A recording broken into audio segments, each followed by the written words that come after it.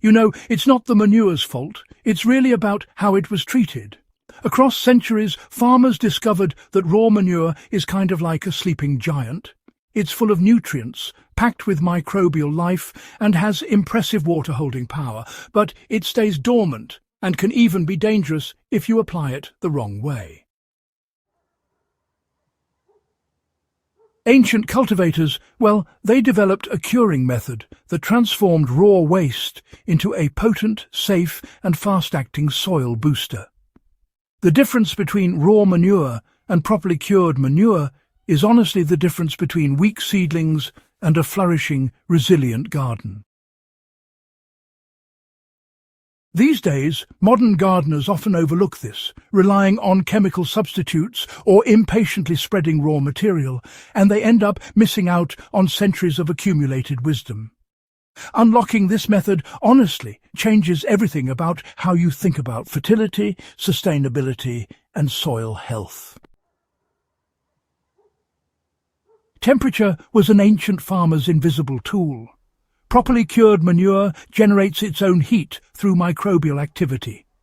Historical farmers knew to protect piles from rain and frost, but also to allow ventilation so that heat could build without suffocating the microbes. This warmth speeds decomposition, kills most harmful seeds, and creates a rich, earthy material ready for application in a matter of weeks rather than months.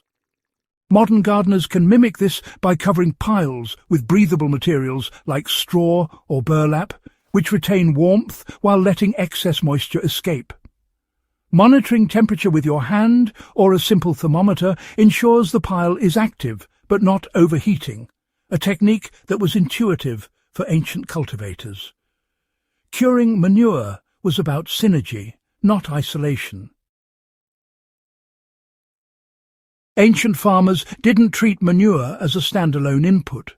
They combined it with ash, crushed shells, or finely chopped plant matter during the curing process. These additions buffered pH, added trace minerals, and supported microbial diversity, turning the pile into a miniature ecosystem rather than just a nutrient source. Today, gardeners can experiment by adding small amounts of these materials during curing, creating a balanced amendment that nourishes plants while improving soil structure and water retention. This approach turns a simple pile into a potent long-term investment in garden health. Timing and application were as important as preparation. Cured manure was applied in early spring or late fall, often mixed into topsoil to avoid shocking young roots. Ancient farmers knew that even the best curated pile could harm seedlings if used improperly. For modern gardeners, the lesson is clear. Patience pays. Spread cured manure lightly and incorporate it into the soil a few weeks before planting, or use it as a top dressing during fall to allow winter weather and soil microbes to further integrate nutrients. The effect is immediate growth in the following season, healthier roots, and improved water-holding capacity without burning plants or creating nutrient imbalances. The broader lesson is that manure is not a raw material, but a living resource.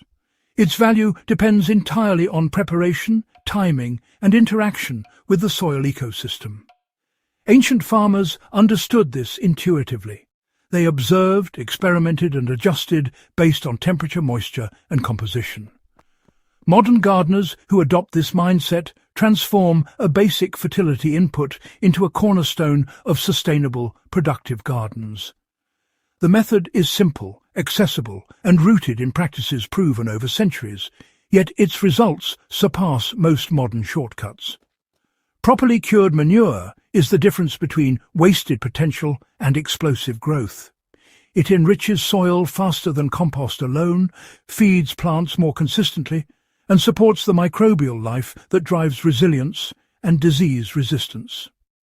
By combining historical wisdom with careful observation, gardeners can turn manure into a powerful ally, not a risky gamble.